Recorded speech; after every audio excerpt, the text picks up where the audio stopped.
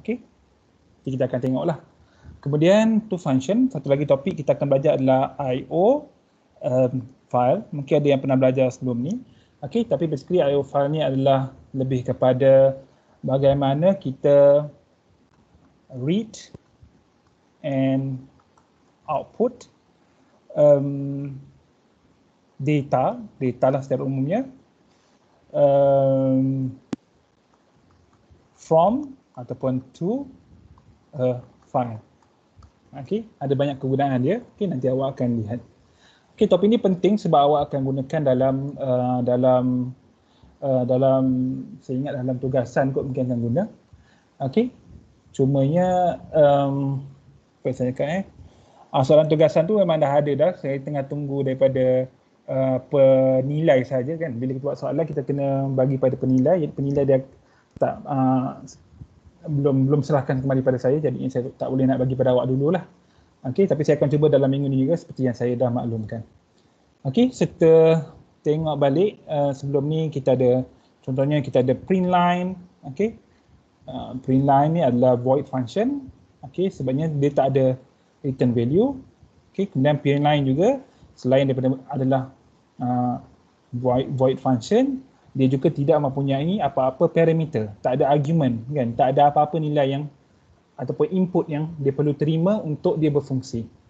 Okey, that's why kita gunakannya untuk sebenarnya tak buat apa pun, untuk see out satu garis saja, double lines. Okey, itu saja sebenarnya kan. Jadi bila double line ni kita tak perlu input pun kan, tak perlu pun kita tahu x sama dengan 3 sama 4, tak perlu. Kecuali kalau kita nak panjang baris ni bergantung pada suatu input value. So dekat situ kita mungkin perlukan input kan. Tapi dalam kes yang umum kita tak perlukan. Okey, kemudian ada lagi kita tengok contohnya kalau kita ada dua print line tapi satu print line saja, satu lagi adalah print line 2. Okey, ni adalah dua fungsi yang berbeza yang mana print line dia akan see out double dash dekat sini. Yang print line tu dia akan see out stars kan ataupun asterisk. Okey, jadinya kita boleh call dia, panggil ya. Okey, print line. Okey, walaupun dekat sini tak ada argument, kita masih lagi kena buat bracket.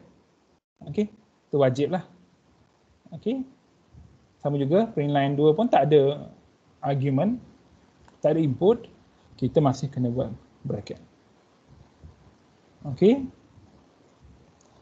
Kemudian saya cerita juga local variable. Okey, local variable gini. Okey, bila kita ada nama yang sama dalam dua function, sebenarnya nama yang sama ni tak menunjukkan dia adalah boleh ubah ataupun variable yang sama kan. Maksudnya a iaitu integer dengan nilai 3 di sini tidak sama dengan a dengan jenis integer tapi nilainya 2. Sebabnya a di sini adalah dalam fungsi main. Tapi di sini a dalam fungsi myfun. Okey. Jadinya di sini walaupun namanya sama tapi ruang yang diperuntukkan, okey, space allocated for the first a is different from the second a. Okey, dia adalah kalau dalam komputer awak tu ada CPU awak ke sebagai contoh, bukan CPU, dalam RAM awak, okey, untuk di sini ruangnya adalah berbeza. Okey, jadi this mean adalah berlainan. Sama juga dengan apa yang dipanggil sebagai global variable. Okey, global variable sebab apa? Variable tersebut ataupun pemboleh ubah tersebut ditakrifkan di luar mana-mana fungsi. Jadi di sini kita ada dua fungsi ataupun function. Kita ada main dan kita ada myfun. Tetapi A ditakrifkan di luar. Di luar main dan di luar myfun. Maka A adalah global variable. Okey, so, saya harap awak dah cuba contoh yang saya bagi ni. Okey, jadinya boleh nampak perbezaannya. Kemudian kita bincang sikit tentang penyalahgunaan, misuse of global variable. Contohnya walaupun mudah kalau kita buat semua pemilik ubah sebagai global, tapi sebenarnya dia akan timbulkan banyak masalah lah, terutamanya bila awak ada kod ataupun program yang besar. Jadi sebenarnya kalau awak belajar bahasa yang lain ke, pun diorang ada juga global dan local variable. Okay. Kemudian scope resolution operator, bila mana suatu pemilik ubah, nama yang digunakan itu ditakrifkan dua kali. Contohnya kat sini int a, mana a sama dengan 1, kemudian ni adalah global lah. Kemudian kat sini pun ada juga int a sama dengan 2. Maka dia akan beri keutamaan kepada local variable. Okey, iaitu di sini kalau kita cout dalam main, dia akan bagi nilai 2. Kalau kita nak gunakan nilai a sama dengan 1 boleh, tapi kita kena gunakan apa yang dipanggil sebagai scope resolution operator, iaitu colon kena buat 2 kali, double colon, yang mana awak kena letakkan di depan pemilik ubah tersebut. Contohnya beginilah. Yang ni dalam, sekarang ni kita berada dalam fungsi main function. Kalau kita cout a, kita akan dapat local punya nilai. Sebabnya kita aktiviti untuk cout ni berlaku dalam main function. Maka dia akan cout nilai a yang local kepada function tersebut, iaitu 2. Tapi kalau kita nak gunakan nilai a global iaitu 1, kita kena letak scope resolution operator, iaitu double colon dekat sebelum a. Okey. So awak juga nanti awak baca start function, function overloading. Okey, kita sambung. Returning single value. Okey. The call function receive value from its calling function. Bila kita buat function call, contohnya kalau saya boleh tunjuk contoh sebelum ni. Okey, macam ni. Okey, maka nilai the call function, maksudnya add fun adalah fungsi yang dipanggil, okay, the call function. Kat sini nilai a iaitu 1 akan diberi kepada x, dan nilai b, okay, iaitu 2 akan diberi kepada y. Itu dipanggil pass by value. Jadi dia bagi nilai, x akan dapat nilai a, y akan dapat nilai b. Itulah. Okey, itu adalah pass by value yang kita dah belajar dan dah faham sebelum ni. Okey, kemudian ni tadi return at most one value, kan? Return z contohnya, return c. Okey, jadinya paling banyak pun 1 je dia boleh return. Okey. Kemudian returning multiple values ataupun sebenarnya changing multiple values, sebab kita tak gunakan perkataan return sebenarnya. Mungkin returning ni tak sesuai untuk diletakkan di sini, dan tapi saya rasa saya ikut buku kot. Okey. Jadinya bagaimana kita nak changing multiple values ataupun returning lah secara kasarnya. This can be done by passing the variable address in the calling function to the call function. Maksudnya bila buat function call tu, awak bagi, instead of awak bagi nilai macam tadi, dapat macam mana tadi? Sekejap ya.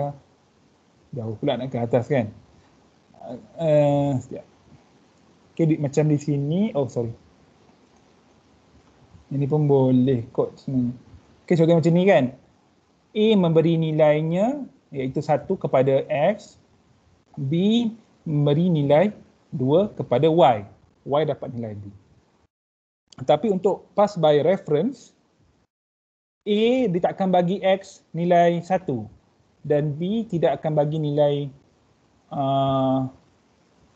2 kepada Y. Tapi apa yang dia akan bagi? Dia akan bagi alamat rumah macam tu. Okey, dia akan bagi alamat daripada nilai, maksudnya dengan kata lain, dia bagi tahu lokasi dalam komputer awak yang menyimpan data tu, which is lagi fleksibel lah sebenarnya kan, sebab dia tahu rumah orang tu. Kan? Jadinya dia tahu rumah, jadinya dia kalau yang sebelum ni pass by value, dia bagi nilai je. Berapa yang dia bagi, itulah yang diterima. Tetapi di sini dibagi tahu rumah, kan? Dibagi tahu rumah, jadi pandai-pandai kau lah kau nak buat apa. Contohlah, kan, secara mudahnya lah. Okey, kita akan tengok contohnya, tak susah pun sebenarnya. Okey, the passing the variable address rather than variable value. Okey, kemudian this will allow the call function, okay, to use and change the value of variable defined in the calling function. Okay, passing address is referred to as pass by reference. And then there's another topic yang related dengan this, iaitu dipanggil pointer. Okay, kalau tengok dalam kita punya format tu, pointer tu adalah yang hujung. Kan? Kalau sempat kita akan lihatlah. Okay. Tapi topik ni ada dalam video saya yang sebelum ni, saya rasa. Kan, kalau tak sempat pun awak boleh tengok dalam video saya yang saya dah letak di UKM Folio. Okey, jadi ini bila gunakan pass by reference ni, dia akan affect juga kita punya 3 elemen dalam kita punya function ni lah, kan. Kita ada function. Tadi saya nak ni function. Kita tahu dia ada function declaration ataupun function prototype. Itu elemen pertama. Elemen kedua, kita ada, satu. Kemudian kita ada function definition. Okay, yang dalam definition ni kita ada header dan body. Dan satu lagi kita ada function call. Okay, so pass by reference pun ada juga semua ni. Okay, pass by reference, okay, has all these element, tetapi dia sedikit berbeza, kan? A little different. Okay, kita akan tengok tak banyak pun beza dia sebenarnya. Okay, dekat sini pass by reference.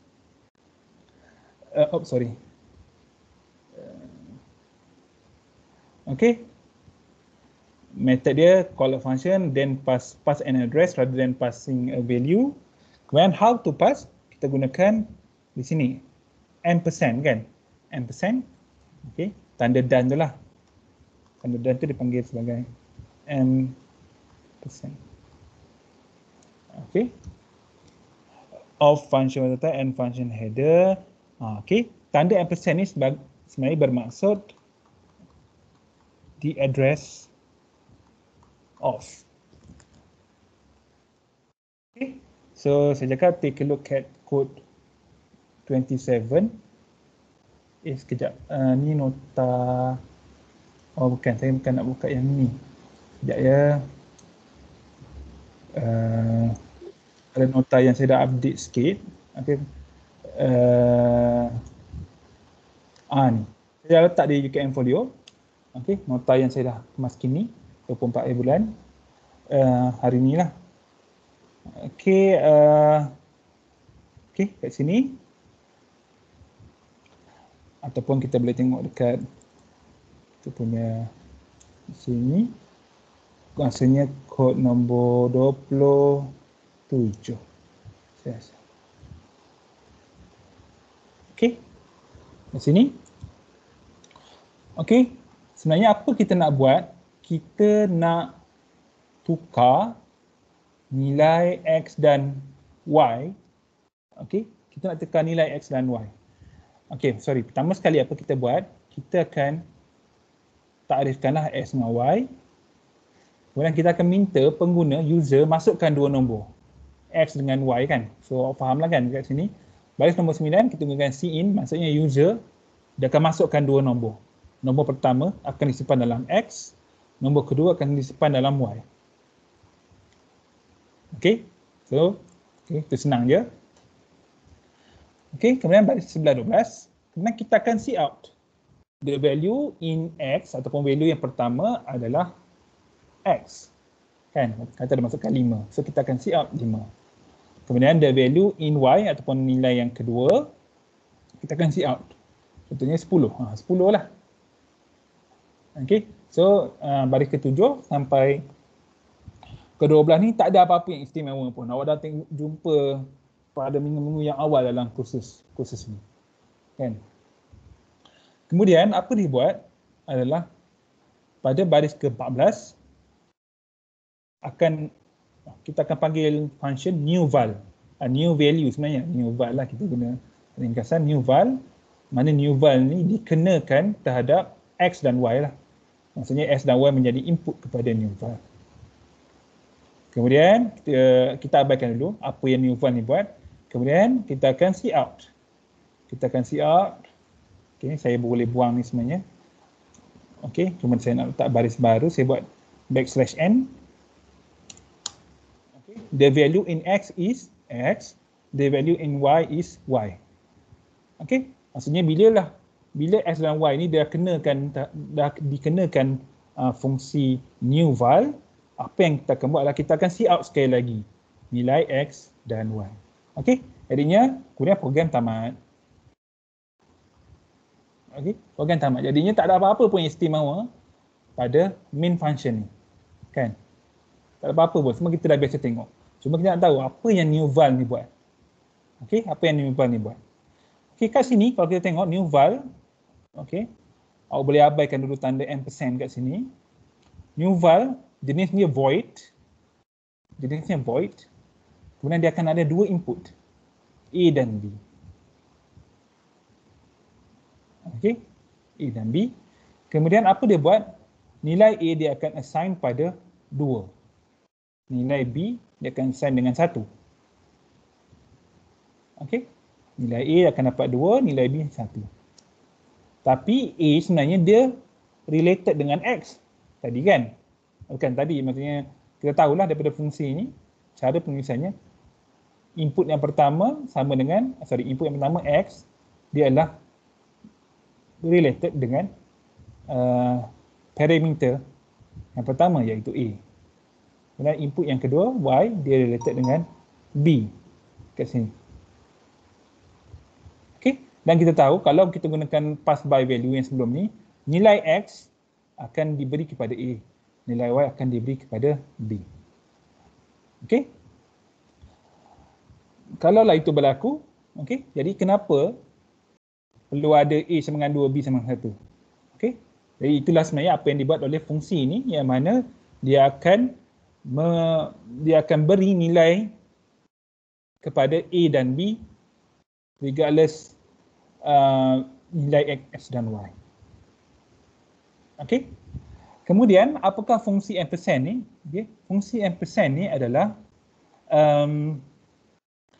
ampersand ni adalah dia akan memberi alamat X kepada A, alamat Y kepada B. Okey. Jadinya kat sini kita cuba run dulu. Okey, saya run. Okey, tak ada error. Tak ada masalah. Okey, grammar betul.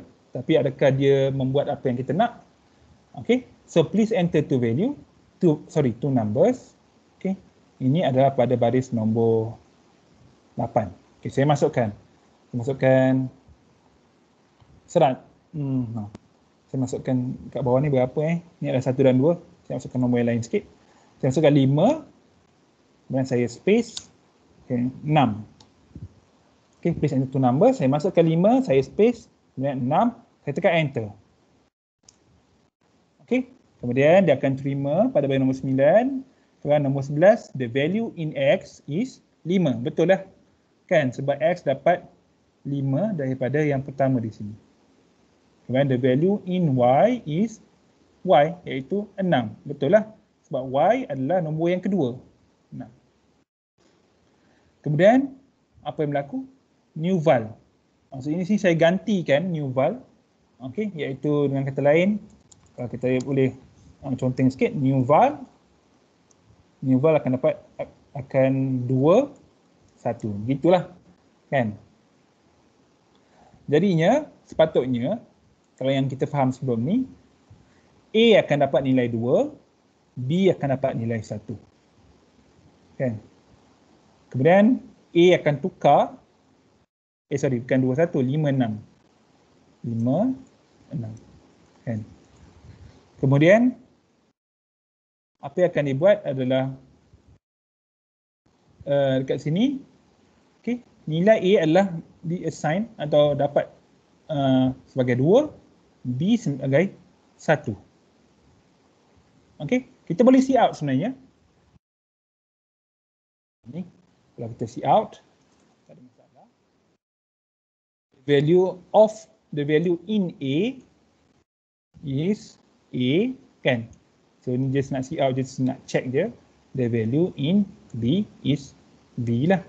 Okay, so saya nak padam sekejap yang ni. Kita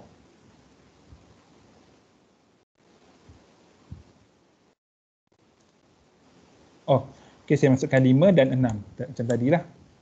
Okay, jadi awak tengok kat sini. Yang pertama, the value in X is 5 ni, the value in Y is 6. Kemudian kita panggil new val. Okay, kemudian kita pergi pada new val pula. Okay, new val A sama dengan 2, B sama dengan 1. Kemudian kita see out baris nombor 27 dengan 28. So ni adalah di sini. The value in A is 2. The value in B is 1. 1. Betul lah. Sebabnya A kita sama dengan 2. B sama dengan 1. Kan? Okey. Kemudian tamat. Fungsi kita tamat. Tamat, terus pergi pada baris seterusnya iaitu baris nombor 16. Hari ini kat sini, the value in X, bawah sikit. Okay, so di sini, the value in X is 2, the value in Y is 1. Kan, jadi pelik lah. Kenapa macam tu kan? Kenapa? Kan kita dah ajar sebelum ni, local variable, kan? Fungsi ataupun pembalik ubah yang ditakdirkan dalam main, dia tak sama dengan pembalik ubah yang ditakdirkan dalam fungsi yang lain, contohnya new val. Kan? Sebab di sini XY nilainya adalah 5, 6. Kita yang masukkan tadi 5, 6.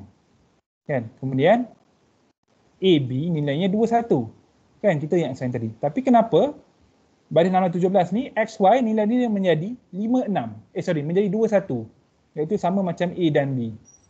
Kenapa bukan 5, 6? Okey. Itu adalah sebab kita menggunakan pass by reference ataupun sebenarnya kita gunakan di sinilah tanda ampersand ni, kita tambah dekat depannya. Bila kita tambah kat depan, sebenarnya XY adalah A dan B. Okey. Ini kalau saya boleh tunjuk contoh sikit. Okey. Kita ada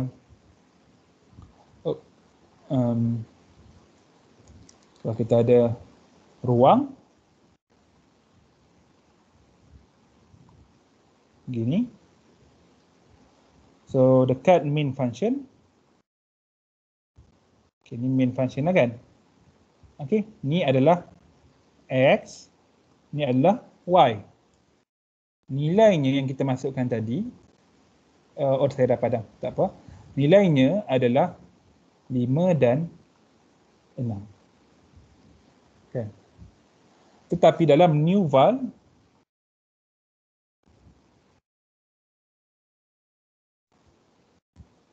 ruang ni dipanggil sebagai A, yang ni dipanggil sebagai B. Okey, macam tu. Macam mana ataupun kenapa dia boleh jadi macam ni? Kenapa macam mana saya cakap macam mana satu ruang boleh ada dua nama, macam itulah. Okey, sebabnya dekat sini bila kita takrifkan begini, iaitu sama juga sebenarnya dengan kita punya function declaration. Okay, kita boleh je letak A, B, tak ada masalah. Kan? Tak letak pun tak apa sebenarnya. Okey. Dekat sini bila kita buat macam ni, sebenarnya kita bagi tahu A rumah X. Dan kita bagi tahu, bila kita buat macam ni juga, kita bagi tahu B rumah Y. Okey, sebab apa? Macam kita boleh bagi tahu sebab namanya sama. Bila nama sama, secara automatik A dia tahu rumah X dan B dia tahu rumah Y. Dengan kata lain, kalau refer pada nota saya, okey, disebut kat sini sekejap ya.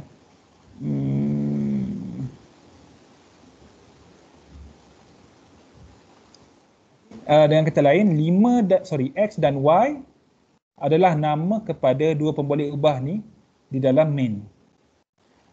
Dan A dan B adalah nama kepada ruang ni dalam new val. Jadinya dia adalah benda yang sama. Jadi benda yang sama, maka A dan B boleh menggantikan nilai X dan Y ni. Maksudnya kalau kita rujuk balik pada function kita di sini, A dan B apa dia buat adalah A dan B ni dia tukar daripada 5 dia tukar kepada 2, daripada 6 dia tukar kepada 1. Jadinya bila kita see out kita akan dapat nilai 2 1 bukan 5 6. Okey. Jadi bila dalam main, in main use XY. In new val use AB. Okey, kalau nak gunakan XY dalam AB dalam new val tak boleh. Kalau nak gunakan AB dalam main tak boleh. Okey, sebab awak kena takrifkan. Bila awak takrifkan dia jadi dua benda yang berbeza. Okey. Jadi bila dalam main awak boleh bila dalam main awak boleh merujuk kepada ruang ini yang menyimpan 5 6 ataupun 2 1 ni dengan nama X dan Y. Kalau dalam new val awak kena gunakan nama A untuk merujuk kepada ruang ni dan B untuk merujuk kepada ruang ni. Okey. Jadinya sebenarnya dia adalah benda yang sama dengan nama yang berbeza mengikut dalam fungsi mana dia berada. Okey. Okey ke? Ada yang tak faham ke? Okey, penting juga ni. Okey. Jadi dengan kata lain awak boleh seolah-olah awak return dua value lah. Kan? Awak ubah nilai kepada 2, awak ubah nilai yang Y ni kepada 1, kemudian awak seolah-olah awak return A dan B. Tapi awak tak return pun. Kan? Awak tak perlu buat return macam ni, return A, B. Tak perlu pun sebenarnya. Okay, awak je tukar je dekat belakang kan. On the background lah awak tukar kat belakang. Okay. Sedar-sedar dah tertukar dah nilainya. Okey. Ada soalan ke?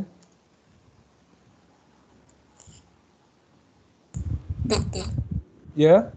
Kenapa outputnya akan keluar A, B dulu dan kemudian X, Y? Apa? Output. Oh, sebab saya letak di sini kan. Jadinya bila new val ni baris bila dekat sini 14 dia akan panggil function call. Dia akan terus ke sini, dia akan see out A dan B. Kemudian dah habis baca, kod kita ni akan pergi pada baris 15. 15 tak ada baris, tak ada apa-apa. Kemudian pergi pada baris 16. Baris 16 dia akan see out X dan Y. Oh, thank you doktor. Okay. Jadi kena ingat bila kita buat C++ ataupun sebenarnya apa-apa programming language, kita kena ingat yang mana program akan dibaca sequentially. Kan, daripada satu baris kepada baris bawahnya, kepada baris bawahnya dan seterusnya. Okay. Cuma dalam kes ni, dalam bila kita menggunakan function of course lah function kita akan berada di sini. Kan. Jadinya tapi keseluruhan function ni sebenarnya diwakili oleh baris nombor 14. Kan, jadinya bila 14 dia akan baca semua yang ada dalam function new val. Kemudian dia akan balik kepada 14, 15, kemudian baru dia jumpa 16 dan 12. Seolah-olah macam awak copy paste semua ni awak letak dekat atas dia. Dan sebenarnya juga kalau saya tak pasti pernah awak tengok sebelum ni, okey, awak boleh letak, kalau tak silap saya lah, okey, awak boleh ambil semua function tu, awak boleh letak dia dekat atas. Okey, saya rasa boleh kita try. Saya run. Tak ada masalah. Okey, awak boleh letak function kat mana-mana pun. Kan, maksudnya sini saya tukar new val atas, main bawah. Okey, tak ada masalah pun. Okey. Tapi ada setengah bahasa pengaturcaraan tak boleh. Function semua kena letak di bawah. Tak boleh letak kat atas. Tapi untuk C++, dibenarkan awak letak new val ataupun apa function kat mana pun. Okey. Dan bila awak buat macam ni, seolah-olah macam function declaration dengan function definition ni ada sama-sama kan? Kita masih perlu juga function declaration ni, tak boleh buang lah. Okey, walaupun dia dekat kan. Ini. Jadinya, okey, selalunya saya akan letak di bawah lah. Kan, main function paling atas, function yang seterusnya semua saya letak di bawah. Okay. Kemudian satu lagi contoh sebelum kita berehat. Awak boleh tengok apa yang saya tulis kat sini, tolong baca. Kalau tak faham tolong tanya.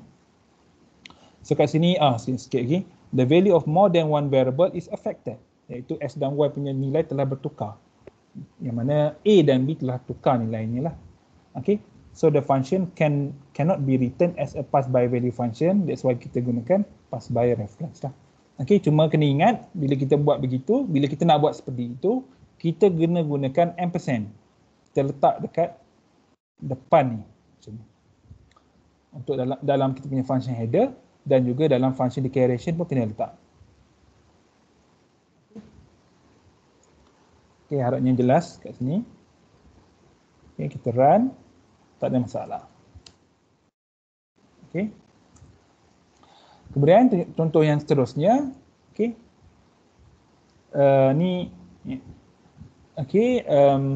Ada dalam, kalau slide yang lama tak ada, kalau nota yang lama tak ada ni, saya dah ubah dan saya dah buat naik dekat UKM Folio.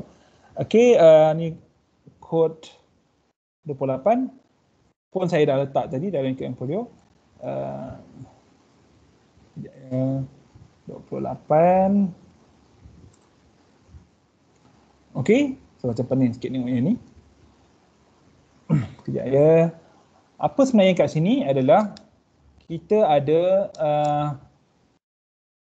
dua nombor sebenarnya.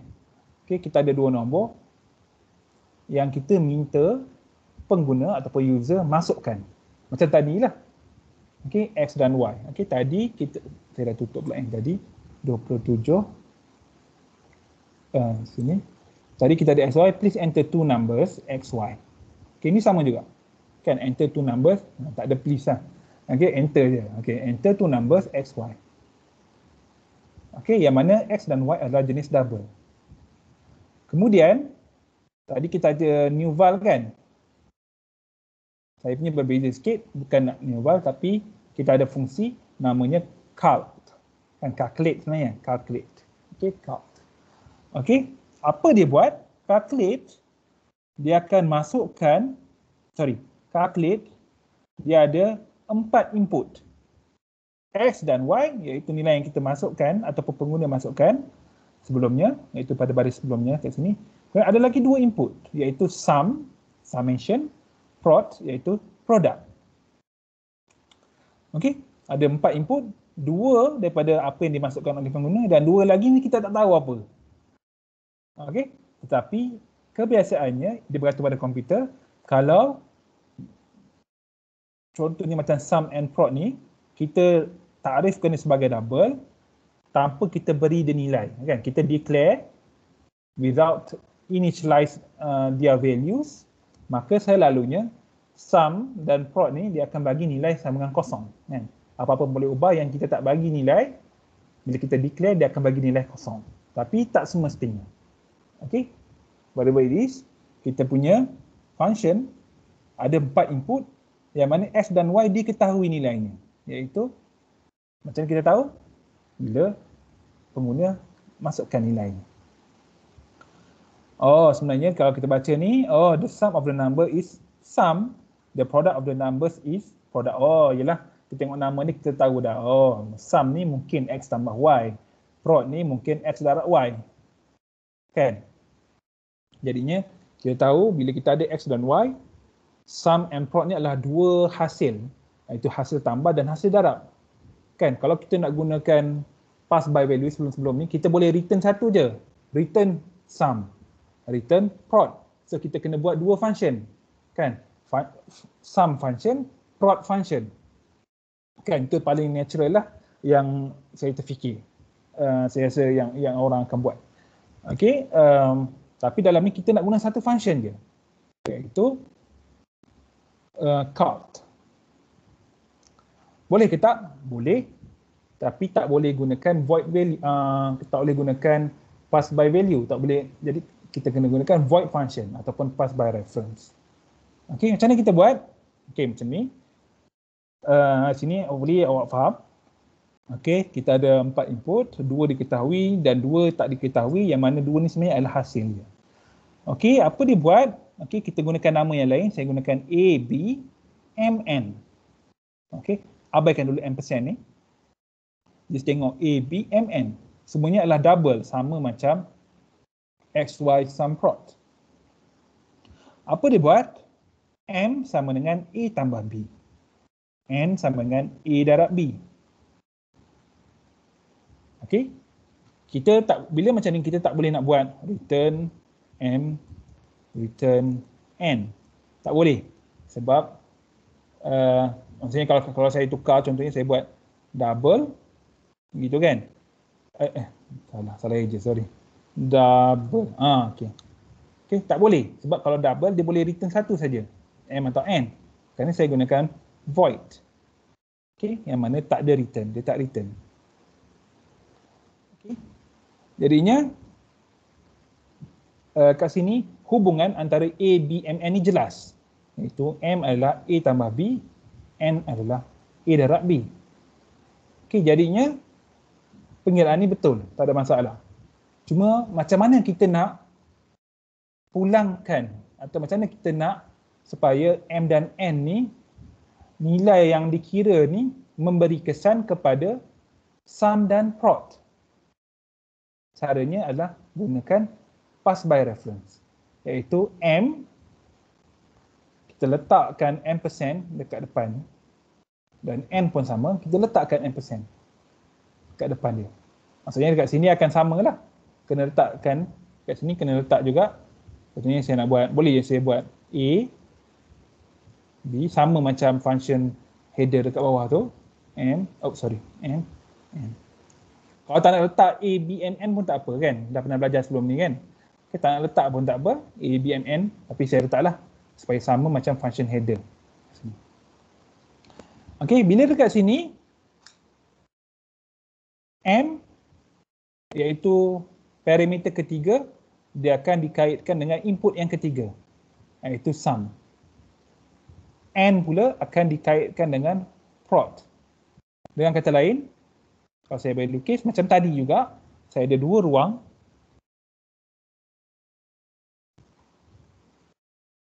Dalam main, nama dia sum, di sini prod. Okey, dalam count, namanya M, namanya N. Hubungan ni, keseluruhan hubungan ni, hubungan ini terhasil bila ampersand digunakan. Okey, bila ampersand digunakan, iaitu bila mana pemboleh ubah ataupun parameter yang ketiga kita letak ampersand di sini, maka secara automatik sum akan memberi alamat rumah yang kepada M. Dan kita letak satu lagi pada N, maka secara automatiknya prod akan beri alamat rumahnya kepada N. Maka M dengan N tahu rumah sum and prod. Jadi apa-apa perubahan kita buat kat sini, contohnya M sama dengan A tambah B, N sama dengan A darab B, dia akan beri kesan kepada nilai sum dan prod. Okey, jadinya macam ni lah. Kita buat A dan B, A tambah B, A darab B. Jadi M dengan N dah berubah nilai. Kita tak return pun tak apa, sebab dekat sini, bila kita cout sum dia akan dapat nilai yang diubah tadi, iaitu M. Prod akan dapat nilai N. Kan, orang datang rumah kita kan, dia ubah apa benda semua, of course lah dia akan beri kesan kepada rumah tu sendiri lah. Kan, sebab memang rumah kita. Kan, orang tu tahu rumah kita sebab kita dah bagi dia alamat. Okay, that's why, disebabkan kita letak M dengan N, ampersand pada M dan N, maka perubahan yang berlaku memberi kesan. Bila kita, kalau kita run, tak ada error. Ini enter two numbers. Saya nak masukkan 5 dan 6 macam tadi. 5, 6. Bila saya tekan enter, dia akan simpan dalam, yang pertama akan simpan dalam X, yang kedua akan simpan dalam Y. So in between ni dia akan panggil count. Yang mana count ni akan hantar nilai X dan Y, iaitu 5 dan 6. Sum dengan prod ni dia bagi alamat. Kemudian sum dengan prod akan kemudian di sini M akan terima alamat, A akan terima nilai X iaitu 5.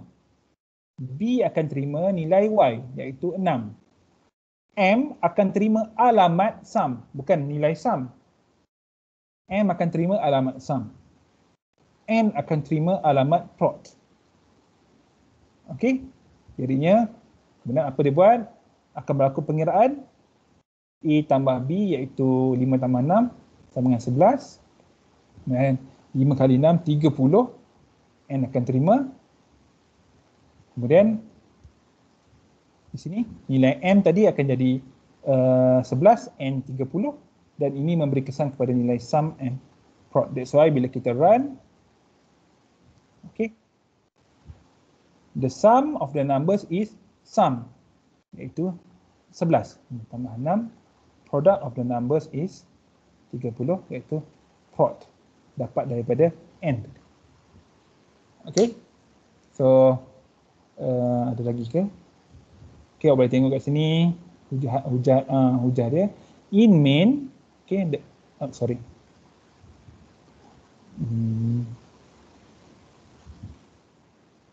in main, the count function is called. Di sini dia panggil, count dipanggil dalam main dengan 4 argument, X, Y, sum and prod. Iaitu di sinilah. As required, this argument agree in number and data type. Yalah, sama jenis kan? Semuanya adalah jenis double. Ni pun sama jenis double semuanya. With the parameter declared by count. Of the 4 argument pass, ada 4 argument yang dipass, yang dihulurkan. Only X and Y have been assigned value. Hanya X dan Y ada nilai. Iaitu nilai 5 dan 6 tadi dan diberi kepada A dan B. The remaining 2 arguments iaitu sum and prod haven't been initialized, tak diberi apa-apa nilai pun. And are used to receive values from count. Maksudnya dia tak ada nilai dan dia akan dapat nilai daripada M dan N apabila dikira. Betul Dan sikit lagi, depending on the compiler use, the argument initially contain 0 or garbage values. Maksudnya macam sum and prod lah, bila kita tak bagi nilai kat dia, dia akan contain sama ada 0 or garbage values lah, depending kepada komputer. Nilai itu kita tak boleh guna lah, kan? Tak bermaksud apa-apa. Ada ada soalan ke untuk ni? Faham ke? Tak faham ke?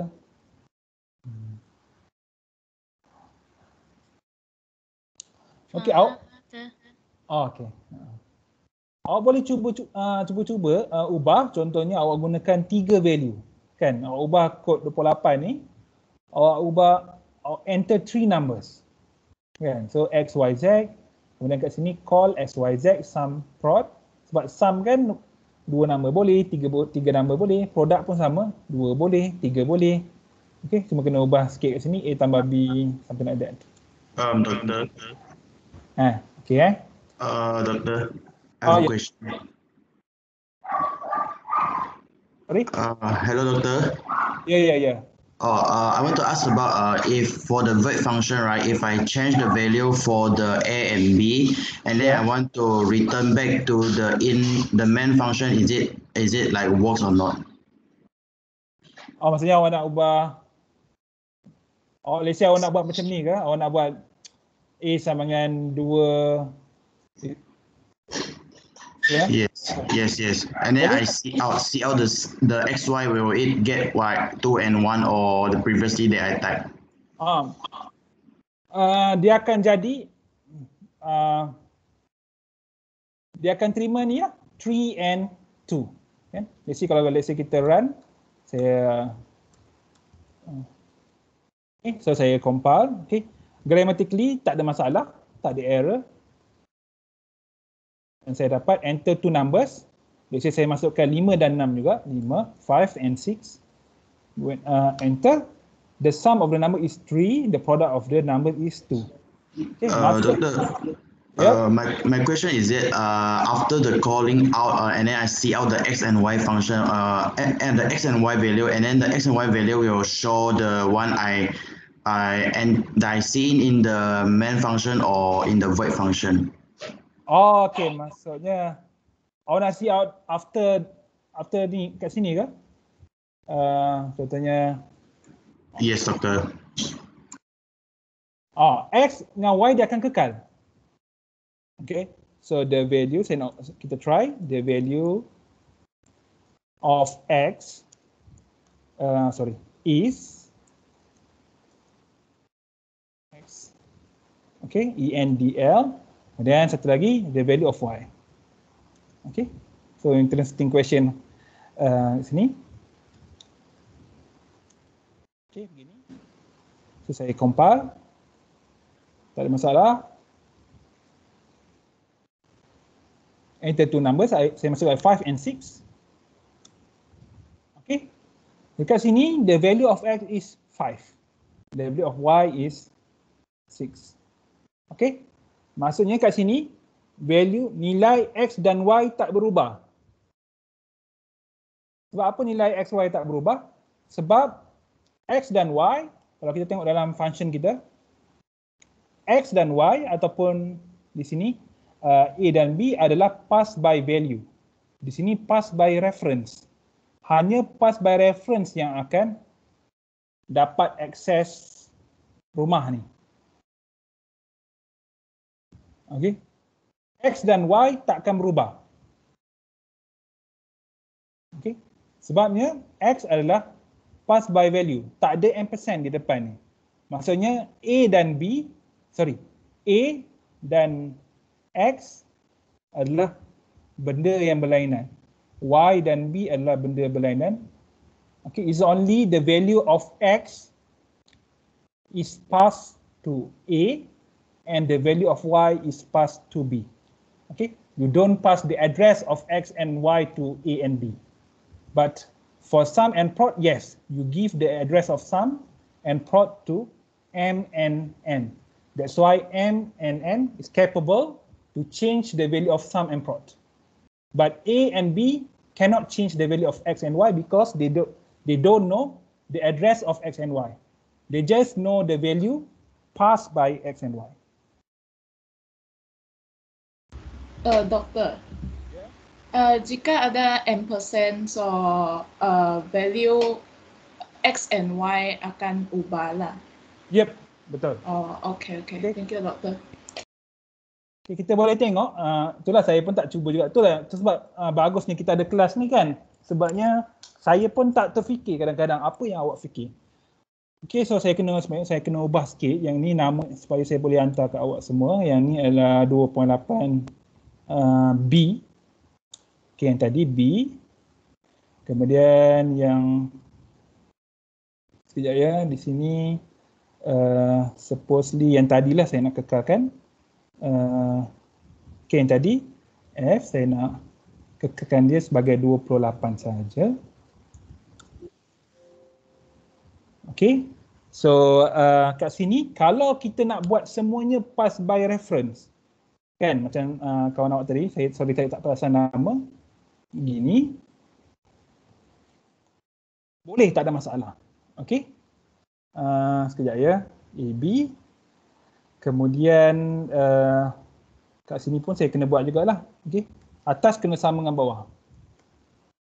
So kat sini XY, sekarang ni semua ada, kalau kita buat macam ni, semua ada nilai. Maksudnya Saya akan ada satu lagi box. Di sini, saya akan ada satu lagi. So, ni adalah XY. Ini adalah AB. Okey, ni kalau hubungan ni akan berlaku bila kita letak ampersand ataupun tanda dan pada semua boleh ubah XY sum prod. Okey. Sekejap ya. Gini. Tapi itulah tak sesuai pula apa function yang kita nak buat. Okey, let's say tak apa. Saya akan ubah, kita buat macam tadi lah. Let's say A sama dengan 2. B sama dengan 1. Okey. So, sorry. Okey, sekarang ni A ada alamat X, B ada alamat Y, M ada alamat sum, N ada alamat prod. Okey, so kita run. Oh, sorry, saya tertinggal satu lagi. The sum of the numbers. Sorry, saya buat macam ni. Saya akan see out the value of X. And the value of Y is. Dan kat sini X. Ini adalah Y. Okay, saya betul kot.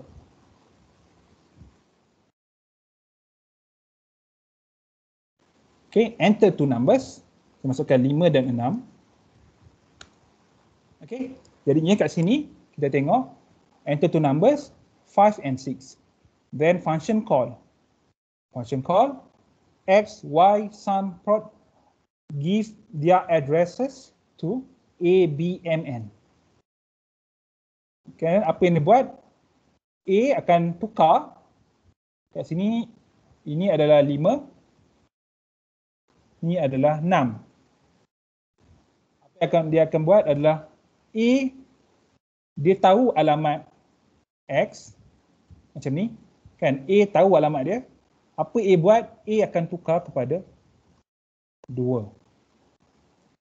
Dan B akan tukar kepada 1. Sini sum dengan prod tak ada nilai, kan? Sebab we don't initialize sum and prod. So that's no problem. Okay, jadinya apa yang akan buat adalah M dia akan tambahkan A tambah B iaitu 3. Dan N akan tambahkan, akan darab iaitu 2 times 1, 2. Jadinya the value in sum dah jadi 3. The value in prod now becomes 2. Jadinya bila kita see out, the value of X is, dalam rumah ni sekarang, ni tadi X kan, X dan Y, the value-nya adalah 2 dengan 1. That's why kita dapat 2 dengan 1. Then the sum of the number is sum. Okay, so sum sekarang adalah 3, prod adalah 2. That's why kita dapat begini. Okay, dengan kata lain, sebenarnya kita tak perlu pun di sini, kan? Sebab tak berguna pun nilai 5 dan 6 ni. Okey, kalau macam tu kita tak, lebih baik kita buang je baris tersebut, kan? Cuba kita buang, boleh ke tak? Okey, so kita buang di sini. So, sorry, saya nak simpan sebagai B kot ataupun C. Sorry, saya lupa. Okay, so untuk C ini yang tadilah. Okay, 5, 6 tapi dia still C out 21. So kalau macam tu kita tak payah buat lah baris nombor 7 dengan 8 ni, kita buang dia. Okay, boleh ke tak? Kan? X, Y, sum, prod semua tak ada apa-apa nilai. Tiba-tiba terus function call. Okay, boleh ke tak? Kita try, compile. Oh, okay, compile tak ada error. Betul, grammarnya betul. Tapi adakah dia buat apa yang kita nak? Okay, year. Okay, value of x is 2, which is obtained from A. Value of y is 1, obtained from B. Prod is 3, obtained from M. And 2, ataupun, sorry, tadi sum ni adalah prod, which is obtained from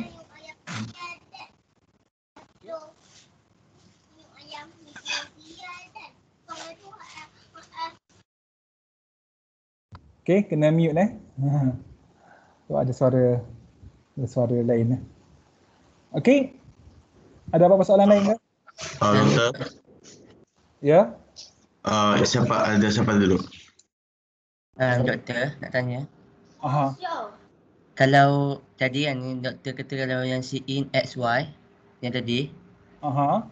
atas tu ni kan kalau kita letak si out XY, kita masukkan nilai XY tu.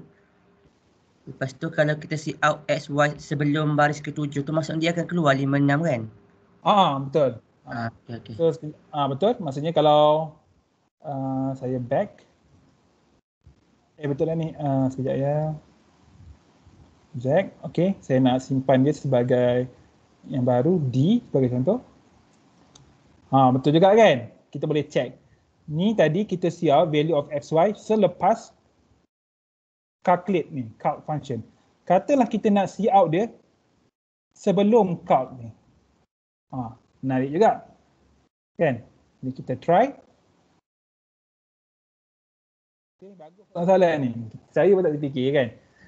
Okay, jadinya seperti yang kawan awak tadi cakap, okay, pendek jangka kita masukkan iaitu pada baris 7 dan 8, x akan dapat 5, y akan dapat 6. Okay, ini seterusnya, of course lah, selepas baris 8 dah simpan, dia akan see out value of x is 5. Kan, sebabnya x ni adalah memang x yang di sini. Kemudian value of y is 6. Yang memang di sini. Kemudian tiba pada baris 13, dekat sini dia akan ubah. Okey, barulah jadual ni macam gambar ni lah, di establish. Kan, iaitu A dia tahu rumah X, B tahu rumah Y, M dia tahu rumah sum, N tahu rumah prod. Okey, maksudnya bila function call barulah pemberian alamat dan sebagainya dan penukaran itu berlaku. Kan, selagi tak ada function prod, dia tak berlaku kan. That's why selepas ni, iaitu baris 15, 16 ni, okey, nilainya dah bertukar. Okey. Okey, simple je kan? Tak susah pun. Doktor. Yep. So for this program, if I use the global declaration, is it work? Will it be shorter and easier?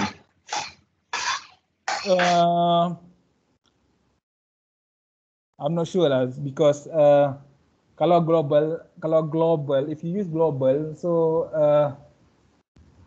I'm not sure, because for this pass by reference, I think there's no point of discussing whether no. If you use global variable, so you don't need to use the pass by reference. Yes, okay.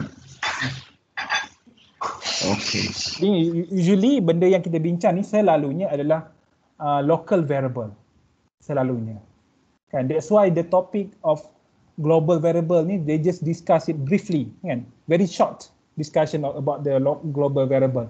But yeah, actually it's useful type of variable, tapi dia terlampau fleksibel sangat sampai tak perlu pun kita bincangkan benda yang lain, kan? Okay. Jadinya if you use global variable, so there's no point use pass by reference, kan? Just change the value whenever you like lah. Okay, faham. Thank you, Doctor. Okay. Any other questions? Okay, kalau tak ada, kita take 5. Boleh ke take 5? Okay, kemudian kita sambung dengan satu topik yang lebih menarik juga lah bagi saya lah, iaitu I/O string. Okay.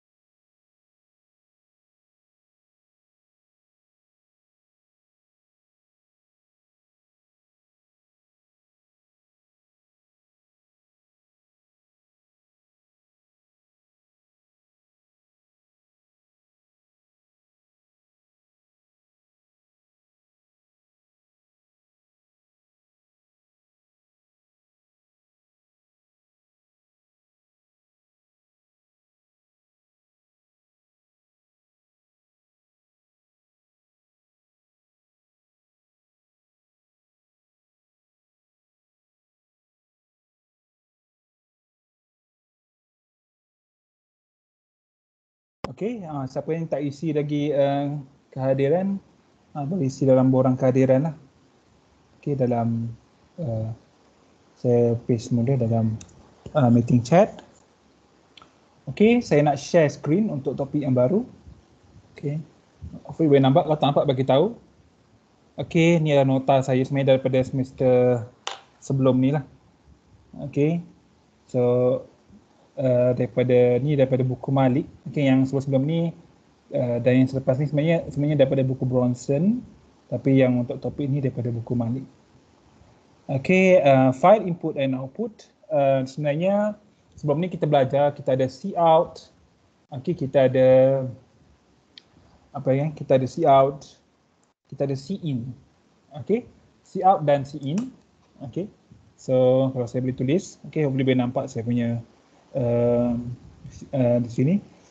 So kita ada cin, kita ada cout. Okey, ada discuss juga sebenarnya kat sini. Okey, jadinya sekejap ya. In the previous section, we learn, okay, so sebelum ni lah sampai sekarang ni, we learn about how to get input from standard input device, kan? Get input from standard input device, iaitu keyboard. Kan, nak dapat kita kena ambil data ataupun input daripada keyboard dengan menggunakan cin. Kemudian kita selain itu kita yang selalu guna, kita gunakan send output to the standard output device, iaitu screen kita. Kita gunakan cout. Okay, cin dengan cout. Okay. However, there are limitations ataupun issues related to this standard device. Bila kata standard device, mestilah sama ada keyboard iaitu untuk input device ataupun screen monitor kita iaitu output device. Standard output device. Okay, contohnya limitationnya adalah inputting data from keyboard is comfortable. Okay, tak ada masalah gunakan keyboard, kan? Selagi amount of input is very small, kan? Imagine awak ada data pelajar UKM berapa puluh ribu, kan? Takkanlah kita nak suruh orang tu masukkan siapa-siapa lah, kan? Masukkan satu data orang tu, kan? Jadi banyak, kan? Jadi tak comfortable. Kemudian sending ataupun displaying output to the screen works well if the amount of data is small. Ni macam yang atas tadi lah, tapi yang atas untuk input, ni untuk output, kan? Kalau kita nak print 5 nama pelajar, kan? Senang je, print je lah dalam screen hitam kita. Tapi kalau 20,000 pelajar, takkanlah berapa banyak 20,000 baris, kan? Jadinya kalau data kecil boleh guna screen, boleh guna cout. Kalau data banyak, takkan kita nak guna cout. Satu lagi disadvantage dia adalah data stored in computer's main memory, dia punya RAM akan berhenti, kan? Akan hilang bila mana kita tutup program tu, kan? It ceases to exist after the program using it has finished executing. Contohnya, katalah data 20,000 orang pelajar, kita suruh orang type. Tetapi katalah selepas 100 pelajar, program kita terpadam. Jadi semua data tu akan hilang, kan? That's why kita perlukan file. Yang ini bila masuk disimpan dalam file. Then next time dia sambung lagi. Okay? Jadinya itulah antara kelebihan bila kita gunakan file. Okay? Ataupun bila kita cout. Kita cout, dia akan keluar dekat program kita, dekat skrin hitam tu. Tapi bila kita padam, C++ ni padam komputer kita, data tu dah tak ada lagi, kan? Jadinya yang terbaik adalah kita simpan je. Contohnya simpan dalam bentuk Microsoft Word ke Excel ke sebagai contoh. Tapi dalam kes ni kita gunakan text file yang biasa lah. Okay, kita akan lihat nanti. So in this section we will learn how to obtain data from input devices, iaitu specifically external file. Okay. And then how to save the output to other output devices, iaitu kita external file jugalah. Kita akan tengok. So among the advantages adalah permanent storage, ialah bila tutup dia ada lagi data tu. Okey, kemudian bila kita dah simpan, kita senang nak share dengan orang lain. ataupun kita senang nak kongsikan ataupun share dengan ni orang ni dengan program lain. Katalah kita ada program lain yang nak gunakan data tu, boleh saja gunakan. Asalkan ialah kena sesuaikan dengan format input tu. Okey. Selain itu, input data can be prepared before running a program. Kan? Kalau kita nak type sesuatu, time program tu run lah kita nak kena masukkan. Tapi kalau kita nak gunakan file, kita boleh buat file tu sebelum tu kan. Sebelum kita nak gunakan nama pelajar, kita gunakan Excel dulu, kita masukkan nama pelajar, kita susun elok-elok, barulah kita proses dia macam mana yang kita nak. Tak? Jadi idea dia sama macam ni lah. Okay, bila kita ada data dalam file, kita boleh sediakannya sebelum program berjalan. Jika macam tu, maka kita kurang cenderung kepada kesilapan, kan, kesalahan. Kan, kita boleh check balik apa kita masukkan, atau kalau salah kita boleh padam dan sebagainya. So, selain tu kita ada masa yang fleksibel for data preparation. So, macam-macam lah. Saya rasa benda ni adalah benda yang awak dah pernah lalui, kan, awak dah rasa. So, mungkin awak setuju dengan kesemuanya. So, there are 5 steps, okay, untuk file input output. Pertama sekali, include the header file fstream. Okay, sebelum ni kita masih gunakan IO stream untuk input output stream. Kemudian sini kita nak gunakan file, maka kita ada file stream ataupun panggil fstream. Maka dengan kata lain, kita kena dalam kita punya kod tu kita kena ada include f stream. Tu je. Kan? Sebelum ni kita ada IO stream, CMath, apa nan kita nak buat apa lagi? Kalau string, gitulah. Okey. Ataupun IO manip, kan? Dalam belajar sebelum ni formatting output IO manip. Jadi untuk file kita gunakan library fstream ataupun file stream. Kemudian kita kena declare file stream object. Declare object, file object. Kemudian kita dah declare, kita kena connect dia. Connect object tersebut. Kemudian kita gunakannya dengan apa yang dipanggil sebagai IO stream method ataupun function. Dan sudah kita close. Simple je. Okay, untuk include hanya ini saja, macam saya tulis tadi. Itu step pertama. Okay. Kemudian kita nak declare. Okay. So input file stream object ataupun input file, jenisnya, kan? Jenisnya adalah if stream. Kan? Contohnya kalau number X, kita gunakan integer, double. Tapi kalau input file stream object, jenisnya dipanggil sebagai if stream. Okay, tadi kita ada f stream, sekarang kita ada if stream. Kemudian output of the file stream object adalah of stream. Mungkin panjang sangat namanya, awak tak keliru kan? Okey, contohnya macam ni. Okey, objek ni awak anggapnya sebagai x ataupun boleh ubah variable. Okey, kelasnya awak anggap dia sebagai type, jenisnya. Okey, contohnya command kita ada if stream in file. Di sini apa yang dibuat oleh baris ini adalah dia declare input file stream object ataupun variable lah secara kasarnya dengan nama in file. Okey, ini adalah macam boleh ubah lah ataupun kita panggil dia object.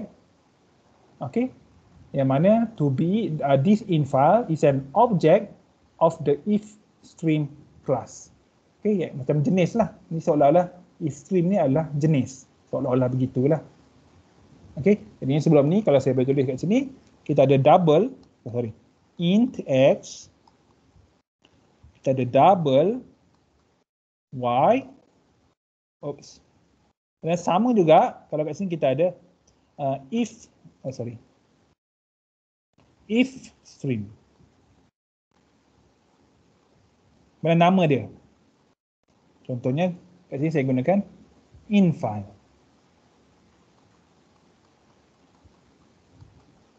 Okay. So ni nama ni adalah dipanggil class. Okay.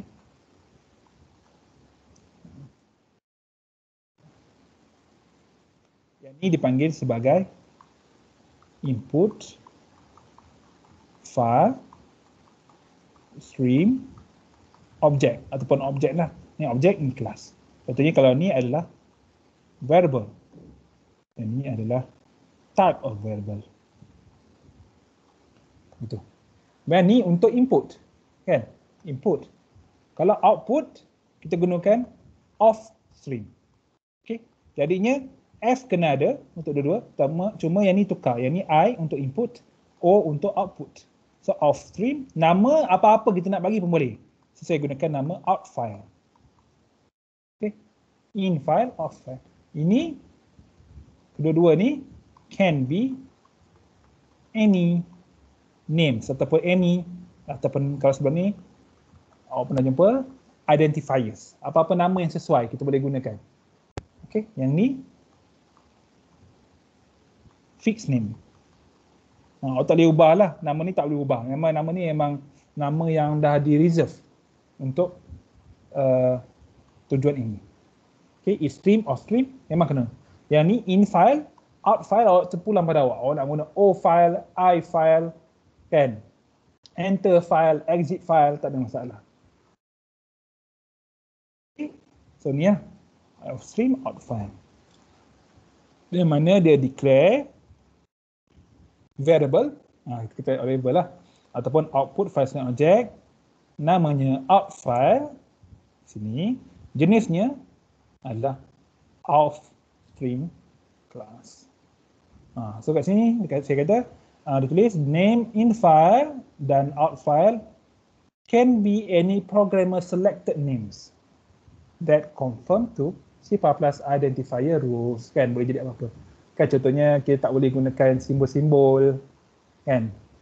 Betul lah. Ingat lagi apa yang Dr. Leong dah ajar sebelum ni, nama yang sesuai untuk pembeli ubah, itulah juga nama yang sesuai untuk file stream object, sama ada input ataupun output. Okay, itu yang kedua. Okay, kita tadi kita masukkan dekat header file, kemudian kita declare dia. Okay, in file jenisnya is stream, out file jenisnya off stream. Yang ketiga, kita kena connect. Okay. Kita kena connect dia. Okay, macam mana? Okay, connecting the file stream object, maksudnya if stream atau off stream tadi, dengan file. Kan?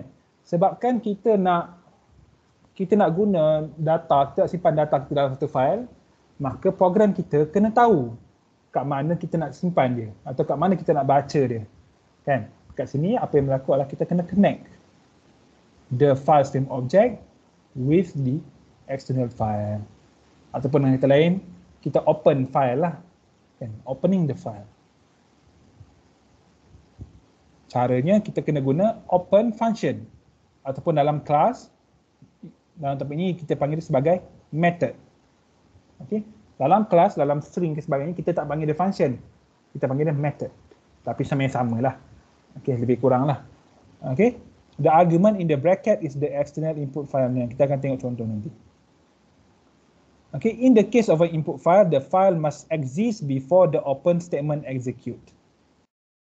Okay, bila kita nak baca satu data daripada file, okay, ataupun daripada input file yang beri kita input, kan, data yang beri kita input dinamakan input file, maka data tersebut kena wujud sebelum kita buka dia. Of course lah, kan, tak buka macam mana nak, kalau tak wujud macam mana kita nak buka. Okay. If the input file doesn't exist, maka open statement fail, akan gagal. Tapi dia berbeza sikit dengan output file, yang mana the file does not have to exist before the open statement execute. Kan? Dia tak perlu wujud pun. Kan? Output file dia tak perlu wujud pun. Okay? Kalau tak ada, maksudnya bila tak ada, kalau ada tak apa. Kan? Kalau tak ada, dia akan, the computer will create empty file for output. Kalau tak ada. Kalau ada, if already exists, maka by default the file will be rewritten. Kan, dia akan rewrite. Kan maksudnya kalau dalam file output file tu, kini kita cerita pasal output file. Kalau dia dah ada, lepas tu dalam tu ada data, maka data tu dia akan rewrite. Ni by default lah, by default dia akan rewrite. Dia akan kosongkan balik file tu. Maksudnya data tu akan hilang. Okey, caranya, okey, kalau kita nak buka input file, okey, tadi kan kita dah declare if string in file. Okey, sekarang ni kita nak connect dia. Kalau connect, kita gunakan in file. Kita gunakan nama in file tersebut. Ni dot open kurungan kemudian nama file kita.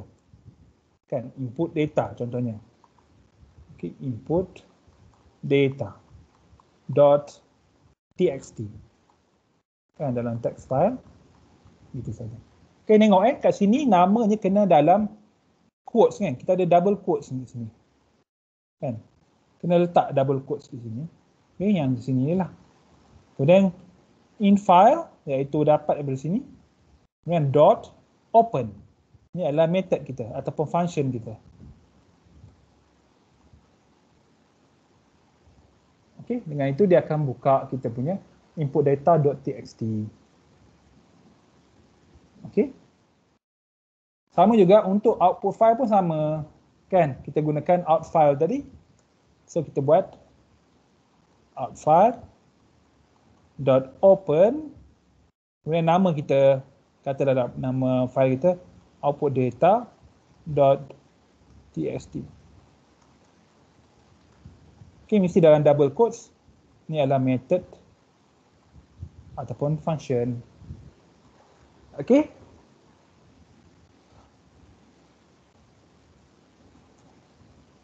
Okay, so this will connect a file name output data with the object. Okay, sama juga lah. Dia akan connect a file name input data with the object in file. Kalau yang ni pula, dia akan connect a file name output data.txt with the object out file.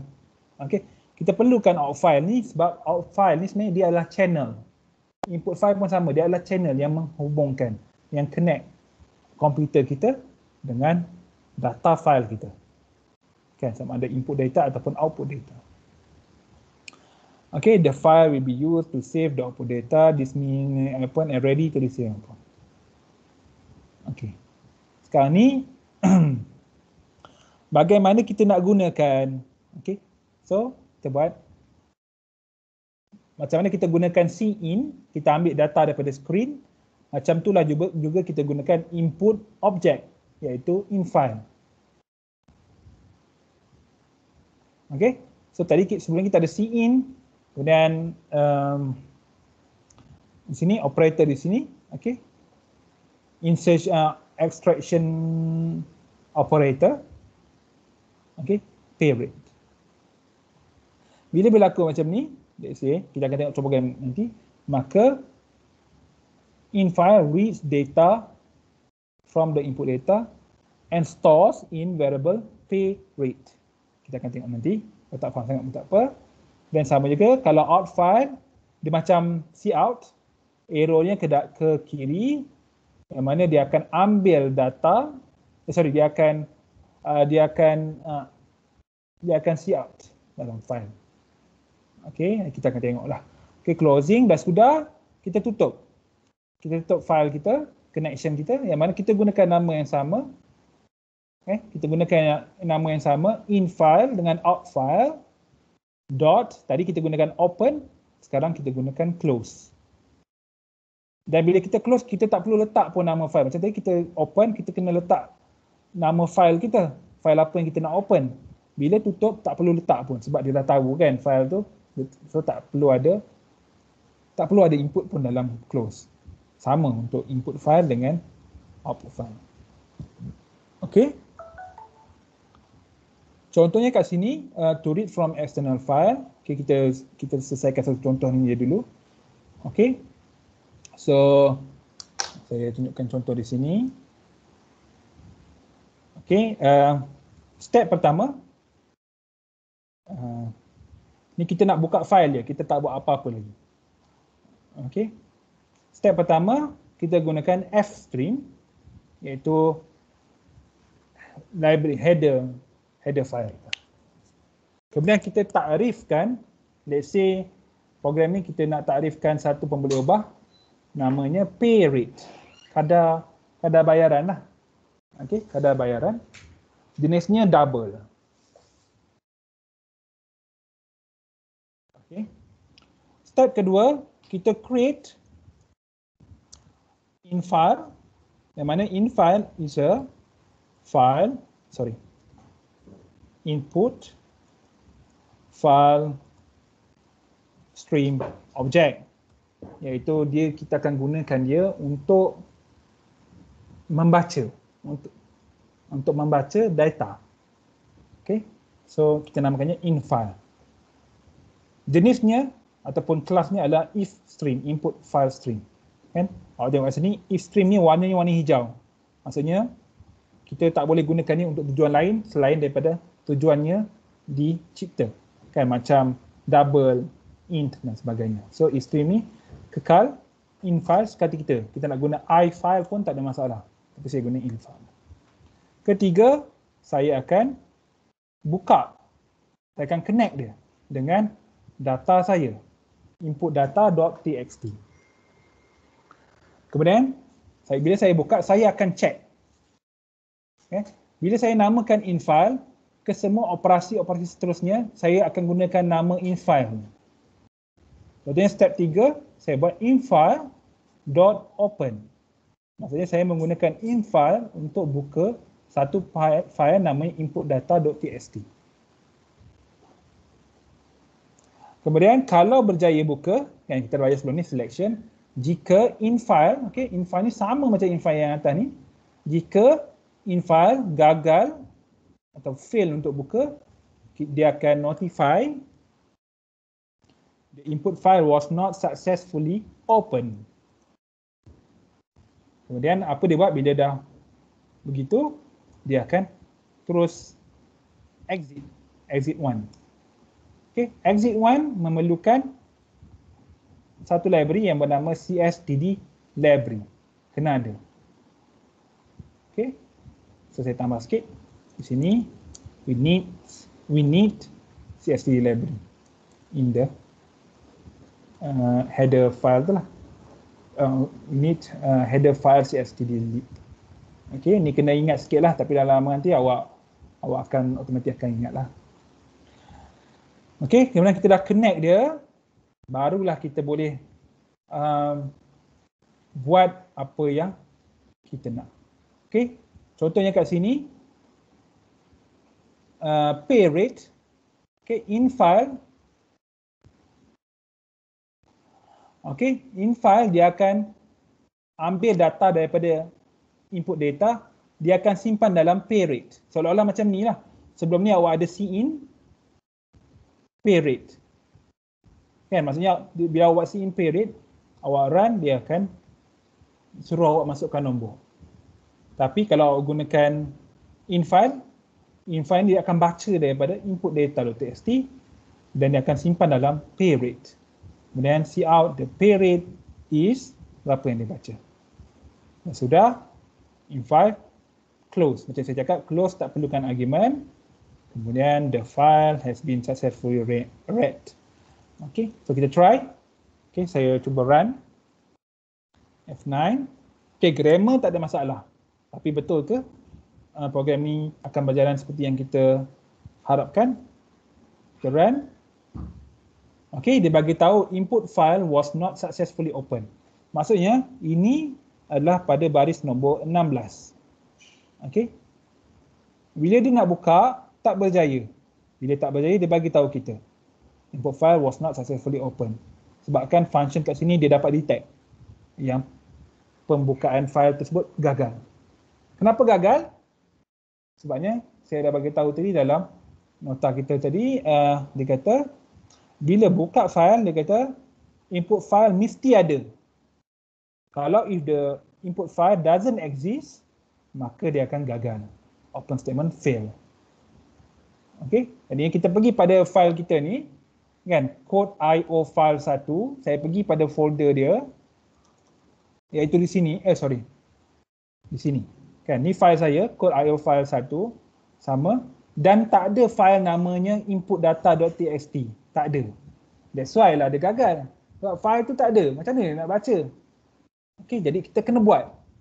Cara nak buat dia, pergi kat sini, awak right click, dia akan keluar new, awak ambil text document, awak type nama sama macam di sini, iaitu input data.txt. Okey, nama kena sama macam ni. Okey, bila nama sama, kita dah declare dia kat sini. Kemudian ni kita nak suruh dia buka. Dia buka, baru dia boleh buka. Okey, so sekarang ni file dah ada. Awak boleh check, awak pergi kat file awak ni. Awak pergi kat properties. Awak tengok extension dia betul tak? So input data.txt betul. Kadang-kadang awak pergi kat view ni, kadang-kadang file name extension ni tak ada. Kan? File name extension tak ada sebab awak dia kat sini dia untick. So awak kena check lah. Check dia baru dia keluar. Okey. Kalau tak ada, tak apa, awak boleh check juga, awak boleh tengok semak dia apa extension dia. Awak right click, dia keluar, pergi kat properties sebagai contoh. Okey, dia bagi tahu jenis ni adalah txt. Okey. So kena hati-hatilah kat situ. Okey. Jadinya kita try run. Run. Ada lagi di sini. F9. Okey, tak ada error, tak ada masalah. Kemudian okey, the pay rate dia keluar kan. Maksudnya kat sini ditulis pay rate is something kan. Okey, so kat sini in file field ni false. Bila false, kita baris di sini tak keluar lah. Kan, maksudnya dia berjaya lah. Kan, sebab dia succeed untuk buka file ni. Kemudian dia terus pada seterusnya. Okey, pay rate akan dapat nilai daripada in file. In file akan baca. Macam sebelumnya kita ada cin kan. Kalau cin maka pay rate akan dapat nilai daripada keyboard. Keyboard baca akan bagi pada pay rate. Habis sekarang ni kita tak guna cin. Kita guna in file. Okey, so in file dia akan ambil satu nilai daripada input data.txt, dia akan bagi pada pay rate. So pay rate sekarang dah ada nilai. Okey. Jadi dia akan see out, kita akan see out the pay rate is pay rate. Masalahnya kat sini pay rate dapat nilai daripada in file. Tapi apa nilai yang in file baca? Kan? In file baca pada input data.txt. Tapi kita semak balik input data.txt, kita open, tak ada apa-apa. Patutlah. Kan, tak ada apa-apa. So kita dapat nilai random lah. Dapat nilai yang menghampiri kosong kat sini kan. Macam saya cakap, bila kita tak initialize, kita akan dapat yang nilai yang kosong atau terpulang lah nak bagi berapa pun. Jadinya kita nak ubah sikit program kita ni. Kita tutup balik file kita. Kita buka balik. Kita letak nilai 6 bagi contoh. Okay, saya letak nilai 6 dalam file saya. Kemudian saya save. Jadinya bila in file, dia akan baca daripada file saya. Dia akan letak, dia akan bagi pada pay rate 6. So, betul ke tak? Kita check. Saya padam dulu. Kita compile. Tak ada masalah. Kita run. Okey. Jadinya betul. Dia baca 6, dia simpan pada pay rate. So pay rate sekarang 6. Betul ke tak? Ya. Sebab bila kita see out, the pay rate is pay rate. Iaitu 6. Kemudian file has been successfully read. Okey. So itu saja untuk hari ini. Saya just ajar macam mana nak baca daripada file. Nanti kita akan tengok bagaimana kita nak baca, kita nak output ke dalam file dan gabungan kedua-duanya. Kan? Contohnya kat sini kita gunakan in file, iaitu file punya proses, dan dalam masa yang sama kita gunakan cout juga kan, iaitu screen punya proses. Dia mixture lah antara file dengan screen ataupun standard output. Okey, jadi kita akan sambung. Oh, saya lupa pula. Kelas macam saya cakap tadi, tak apa. Ada apa-apa soalan ke? Nanti. Sementara tu. Tidak, doktor. Okay, tak ada kan? Simple je. Nanti awak tengok contoh-contoh yang lain saya bagi. Kita akan discuss dalam next class. Okey, dan cuba buat soalan-soalan yang saya dah muat naik. Okey, sambil-sambil tu kan, terutamanya untuk topik yang tadi lah, untuk function. Penting. Function yang awak akan guna banyak kali. Dan juga ni topik yang ni lah kan, dalam tugasan, dalam topik-topik yang lain seperti array pun banyak akan guna. Okey, tak ada Kalau tak ada, saya nak tanya untuk hari Rabu kita ada cuti hari Wesak saya rasa kan. Jadinya saya nak ganti kelas. Esok boleh ke esok? 5, 6 ke?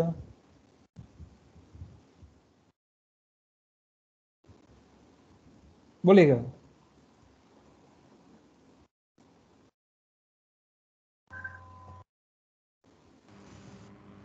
Ada yang tak boleh ke? Pukul berapa, doktor? 5, 6. Macam ikut jadual yang lama lah. Tapi saya ambil saja. Kelas Selasa 5, 6. Boleh rasanya. Boleh doktor. Boleh, doktor. Boleh. Doktor. Boleh, doktor. Boleh, doktor. Okey. So saya type dulu kelas Selasa 5, 6 gantikan kelas Rabu sebab cuti umum kan. Okey. So esoklah kita akan cuba habiskan topik IELTS ni. Tolong tengok juga kat sini. Okey, nanti awak akan guna dalam tugasan awak lah. Okey, contohnya bila awak buat transaction kan. Jadinya awak nak print receipt kan. Sebelum ni dah belajar untuk formatting output, buat receipt apa semua kan. So sekarang ni kita nak print dia. Bukanlah print, kita nak simpan dia dalam file tu saja. Okey, so kita gunakan tekniknya ini. Okey, itu saja daripada saya. Terima kasih. Kita jumpa lagi esok pukul 5 hingga 6 petang. Terima kasih dan selamat petang. Thank you, doktor. Bye, doktor. Thank you Terima doktor. kasih, Thank you, doktor. doktor. Sama. Terima kasih, doktor. Terima kasih, doktor. Terima kasih, doktor.